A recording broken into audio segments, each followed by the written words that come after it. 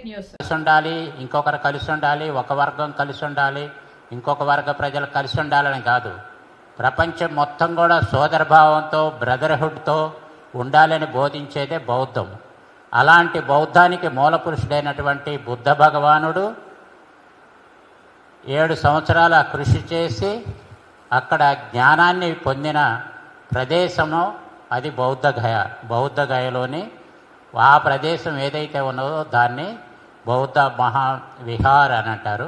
ఆ విహార్ ఇప్పుడు దాని మేనేజ్మెంట్ అంతా కూడా ఒక బ్రాహ్మణ తత్వం కలిగినటువంటి వాళ్ళ చేతుల్లో ఉన్నది.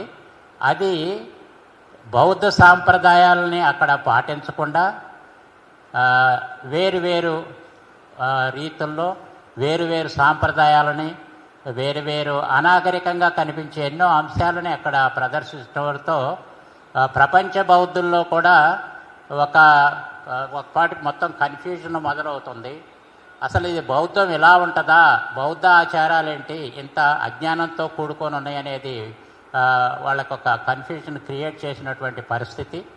అందుకని ఇది ఎన్నో సంవత్సరాలుగా ఇది అసలు ఎక్కడ మొదలైంది అంటే బౌద్ధం మొదలు కావటం బుద్ధ భగవానుడితో మొదలైతే సామ్రాట్ అశోకుడు ఆ బౌద్ధగయలో బుద్ధునికి ఎన్లైటన్మెంట్ అయినటువంటి జ్ఞానం లభించిన ప్రదేశంలో ఒక స్మారకాన్ని కట్టించి అక్కడ అప్పటి నుంచి బౌద్ధాన్ని అభివృద్ధి చేస్తూ వస్తున్న సమయంలో ఇది ఒక బ్రాహ్మణ పూజారి వర్గము ఈ ప్రదేశాన్ని తమ ఆధీనంలో తీసుకొని వాళ్ళ చెప్పుచేతల్లో ఉంచడం జరుగుతున్నది.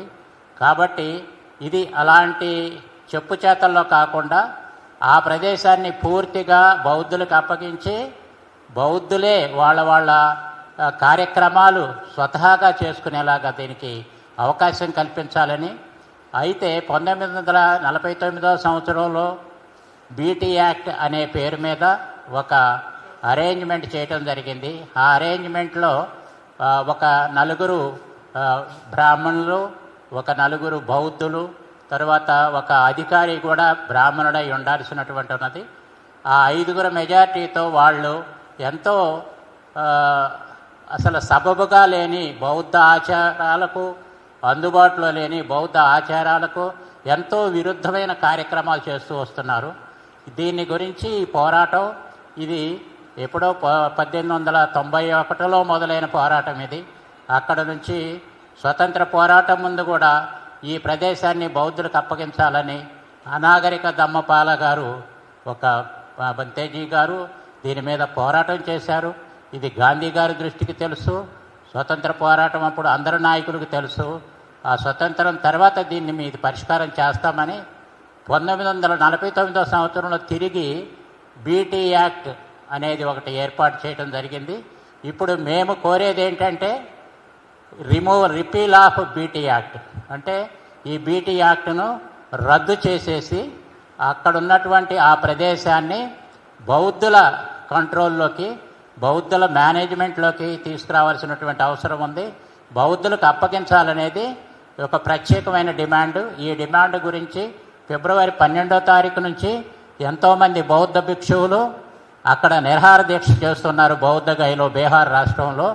కాబట్టి దానికి సపోర్టుగా దానిని బలపరుస్తూ ఆ న్యాయమైన కోరికను తీర్చాలని మేము అన్ని విధాల రాష్ట్రపతి గారికి, అట్లనే మన తెలంగాణ రాష్ట్ర గవర్నర్ గారికి, మిగిలిన జిల్లా కలెక్టర్లందరికీ కూడా ఈ అంశాన్ని విన్నవించడం జరిగింది. అది వాళ్ళు పై అధికారులకు పంపించి వాళ్ళల్లో కొంత చైతన్యం తీసుకురావాలని, అలాగే ప్రజల్లో కూడా చైతన్యం తీసుకురావాలనే ఉద్దేశంతో మేము ఈ ఆదివారం రోజున అంటే రేపు 4వ తారీఖు మే నెలలో ఒక పీస్ ర్యాలీ కండక్ట్ చేయటం జరుగుతుంది. ఈ పీస్ ర్యాలీ ఉద్దేశం ఏమిటంటే అక్కడ ఎవరైతే బంతేజీలు, ఎవరైతే మాంక్స్ ఏదైతే ఒక ప్రొటెస్ట్ కార్యక్రమాలు చేస్తున్నారో దాన్ని బలపరుస్తూ ప్రజలందరి దృష్టికి దీన్ని తీసుకెళ్ళి దీనికి కావలసినటువంటి ఒక బలాన్ని చేకూర్చాలనే ఉద్దేశంతో రేపు పీస్ ర్యాలీ నిర్వహించడం జరుగుతుంది.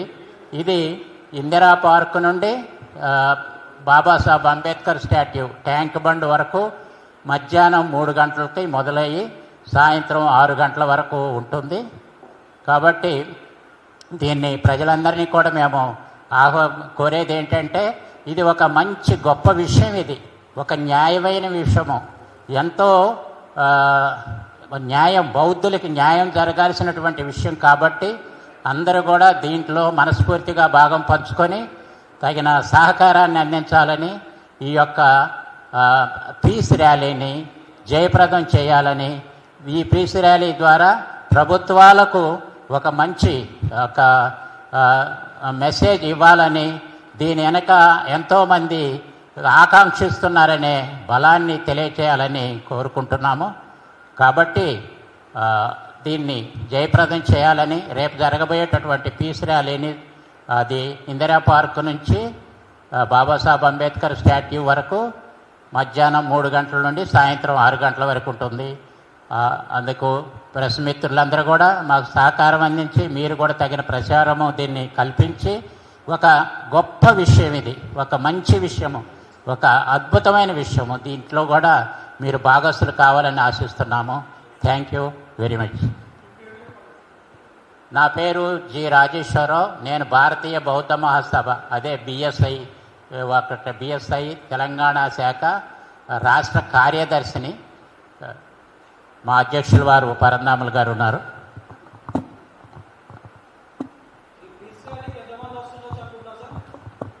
చెప్పండి సార్. మేము 500 మంది అనుకున్నాము, కానీ ఎక్కువ స్పందన చూస్తే 1000 మంది వరకు రావచ్చు అనేది ఒక అంచనా.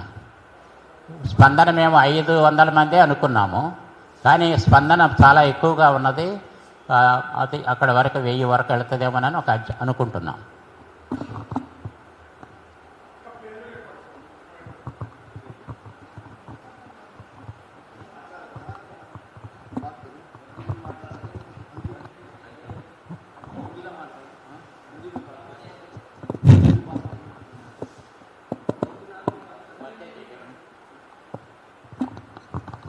మిత్రులకు పేర్లు చెప్పమన్నారు.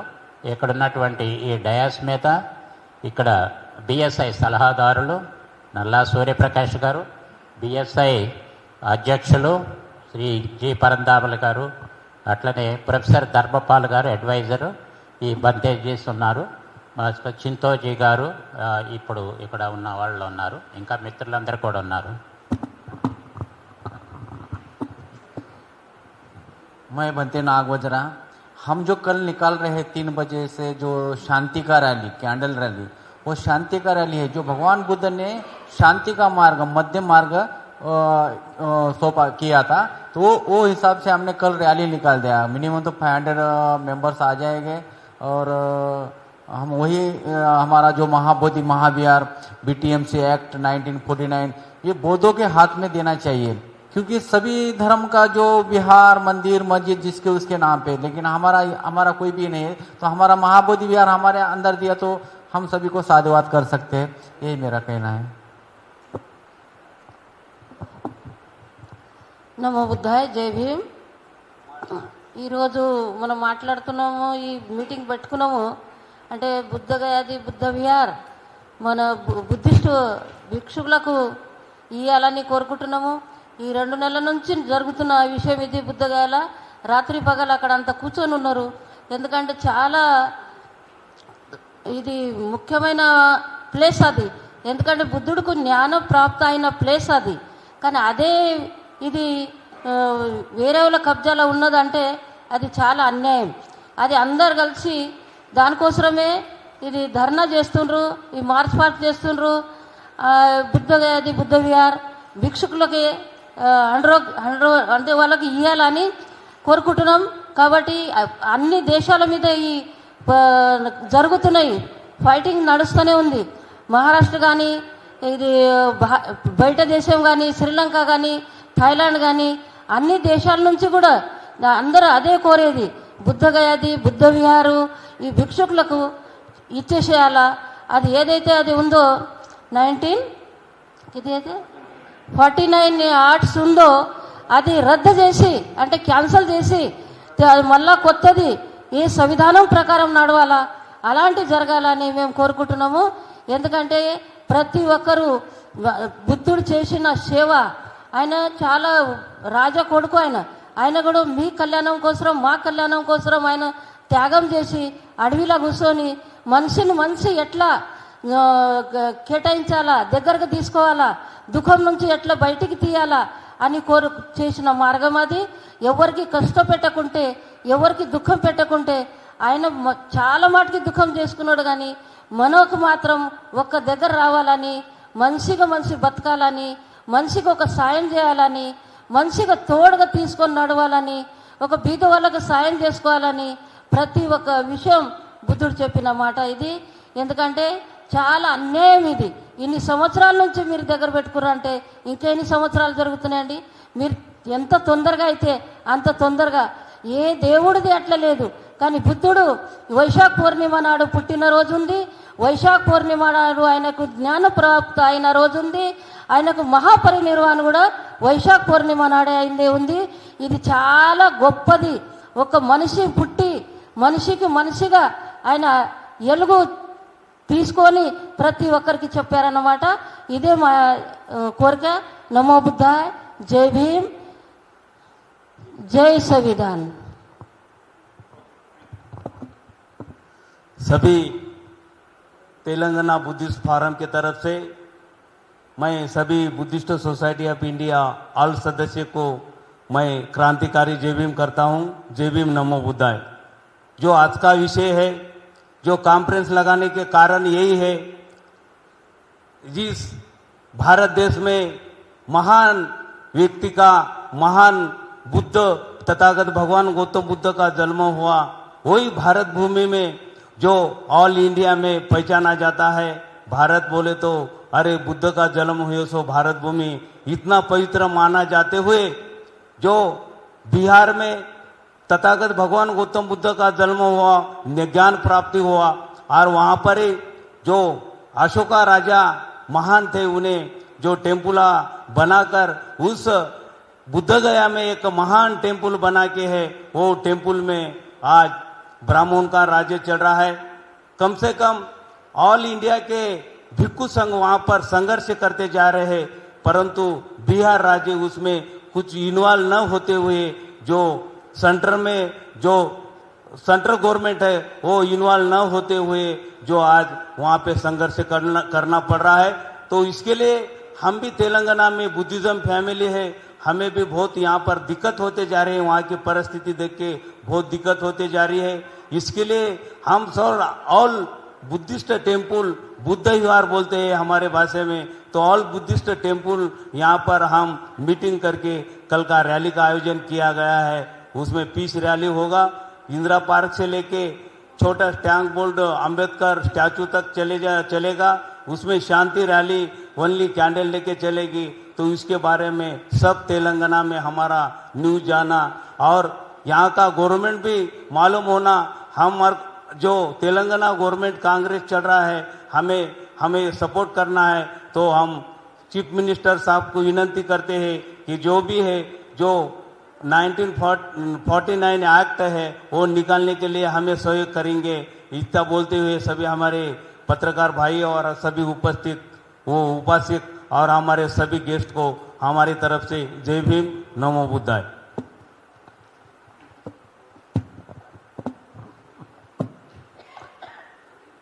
जय भीम, नमो बुद्धाय। ये बहुत ही दुख की बात है कि जो विश्व का सबसे श्रेष्ठ धर्म है, बौद्ध धर्म, उसको छुड़ाने के लिए बोध गया में जो बौद्ध विहार है, महाबोधि विहार, उसको कुछ दूसरे धर्म के लोग, जो ब्राह्मण लोग हैं, उनके हाथों से छुड़ाने के लिए आंदोलन चल रहा है। ये बहुत ही दुख की बात है, क्योंकि जो हमारा जो बौद्ध विहार है, महाबोधि बौद्ध विहार, ये विश्व धरोहर है। सारे संसार में अनेक देशों से लोग ये बोध गया आते हैं और ये इतना पवित्र स्थल है क्योंकि वहाँ पर जो सिद्धार्थ है, जिन्होंने ज्ञान की प्राप्त की और उसके बाद वो बुद्ध बने। तो बौद्ध लोगों के लिए सबसे पवित्र स्थल वो बोध गया का महाबोधि विहार ही है, सबसे पवित्र स्थल है वो। लेकिन दुख की बात है कि वो आज हमारे हाथों में नहीं है, यानी हमारे बौद्ध लोगों के हाथ में नहीं है। और ये संघर्ष आज का नहीं है, बल्कि बहुत पहले 134 साल पुराना ये संघर्ष है। ये मैं याद दिलाना चाहता हूं कि इस बौद्ध महाविहार को इन ब्राह्मणों के हाथों से छुड़ाने के लिए सबसे पहले संघर्ष अनागरिक धर्मपाल ने किया था, जो कि रहने वाले श्रीलंका के थे, लेकिन उन्होंने भारत में काम किया और बौद्ध धर्म के प्रचार प्रसार के लिए, बौद्ध धर्म की रक्षा के लिए उन्होंने पूरा जीवन लगा दिया। और ये मैं कहना चाहता हूं कि आजादी से पहले गांधी जी ने भी ये बात कही थी कि देश आजाद होने के बाद ये बौद्ध गया का जो बौद्ध विहार है, महाबोधि विहार, उसको बौद्धों के हाथों में सौंप दिया जाएगा। ये गांधी जी ने स्वयं कहा था। और उसके बाद क्या हुआ कि उसके बाद में 1949 एक्ट, बीटी एक्ट बना। 1949 बीटी एक्ट ये तो आजादी के बाद ही बना, लेकिन उसी में ही ये बहुत बड़ी गड़बड़ हो गई, क्योंकि उस समय में जो हमारे जो बौद्ध लोग थे उन्होंने स्वीकार नहीं किया इस बीटी एक्ट का, क्योंकि उसमें चार लोग उसमें ब्राह्मण लोग थे और 4 लोग बौद्ध लोग थे। लेकिन उसका जो अध्यक्ष है वो बोध गया का जो डिस्ट्रिक्ट है कलेक्टर रहेगा। ये जो बात डाली गई, इसकी वजह से समस्या पैदा हो रही है। समस्या इसलिए पैदा हुई कि इसमें जो बोध गया बौद्ध महाबोधि विहार का जो टेम्पल है, जिसको हम महाबोधि विहार कहते हैं, उसमें 5 लोग ये हिंदू हो गए, क्योंकि जो कलेक्टर अध्यक्ष होगा समिति का वो भी ब्राह्मण ही होगा, वो भी हिंदू ही होगा। ये उसमें शर्त रखी गई है। और जब वो अध्यक्ष ब्राह्मण होगा तो 5 हिंदू लोग हो गए और 4 बौद्ध लोग हो गए। तो जो बहुसंख्या किसकी हो गई? वो बहुसंख्या वो हिंदू लोगों की हो गई, और इसीलिए उन्होंने अपनी मनमानी की है। और इस कारण से जो बौद्ध गया में बहुत सारी बातें वहां पर गलत चल रही हैं। अगर ये बौद्ध गया का बौद्ध विहार है, ये हमारे बौद्ध लोगों के हाथ में होगा, पूरी व्यवस्था हमारे लोगों के हाथ में होगी, तो हम उसको अपने ढंग से हम उनको चला सकते हैं और किसी दूसरे का दखल उसमें नहीं होना चाहिए। जैसा कि अभी हमारे साथियों ने बताया कि किसी भी धर्म का जो स्थल है, धार्मिक स्थल है, उसमें दूसरे धर्म के लोग नहीं रहते कभी भी उसको चलाने के लिए। लेकिन यही एक भारत में ही जो बौद्ध गया का महाबोधि विहार है, उसमें ही ऐसा है कि उसको चलाने में ब्राह्मण लोगों का हाथ है, और उनमें ज्यादा उनकी संख्या होने के कारण वो अपनी मनमानी करते हैं। इसलिए हम चाहते हैं कि तथागत गौतम बुद्ध जिनको ज्ञान की प्राप्ति हुई थी, उनका जो सबसे बड़ा जो उनको ज्ञान प्राप्त होने के बाद जो बौद्ध विहार बना है, महाबोधि बौद्ध विहार, ये हमारे बौद्ध लोगों के हाथ में ही आना चाहिए। और इसके लिए जो बीटीएससी कमेटी के को जो ना ब्राह्मणों से मुक्त कराना चाहिए, ये हमारा सीधा सीधा बोलना है। सीधा सीधा हमारी मांग है कि बीटी एक्ट 1949 को तुरंत रद्द किया जाए, और रद्द करके पूरी तरह से महाबोधि बौद्ध विहार को हमारे बौद्ध लोगों के हाथों में दिया जाए। ये हमारी मांग है। ये बहुत लंबा संघर्ष है। अभी 12 फरवरी से ये आंदोलन फिर से शुरू हुआ है। अभी बौद्ध विहार तथागत 12 फरवरी से शुरू हुआ, और वहां पर हमारे बहुत सारे भंते लोग बैठे हुए हैं, संघर्ष कर रहे हैं। और पूरे आंदोलन का चले हुए आज जो ना 134 वर्ष हो गए 134 ईयर से ये संघर्ष जारी है। देखिए, आज़ादी से पहले भी चला और आज़ादी के बाद भी ये संघर्ष जारी है।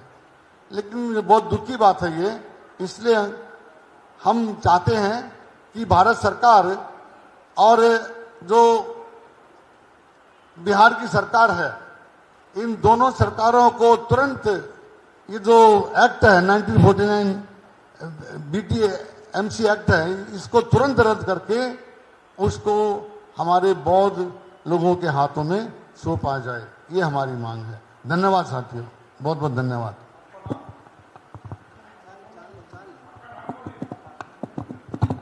मेरा नाम प्रोफेसर धर्मपाल पीहल बौद्ध है।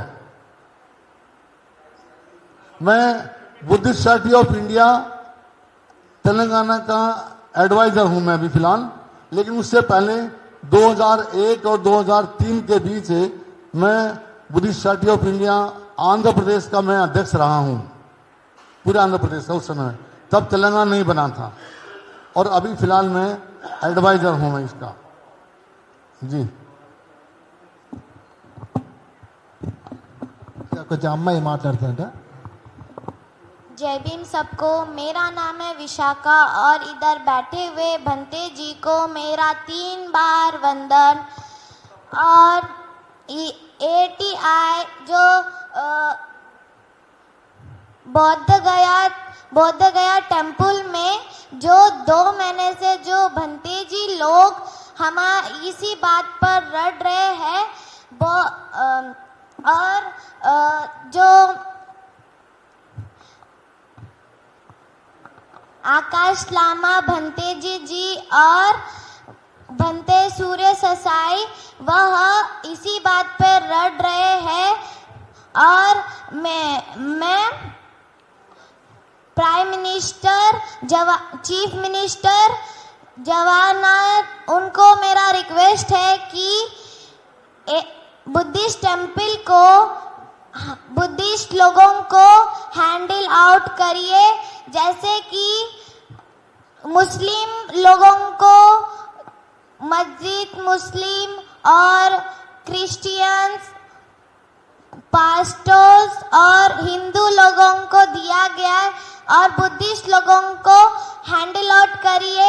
धन्यवाद। जय भीम, जय संविधान, जय Bharat.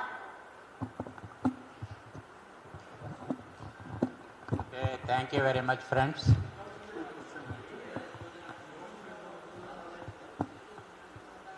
We got sent the details yesterday itself. ఆ మీటింగ్ గురించి అది ఆదివారం రేపు 4వ తారీఖు మే నెల మధ్యాహ్నము 3 గంటలకు ఇందిరా పార్క్ నుండి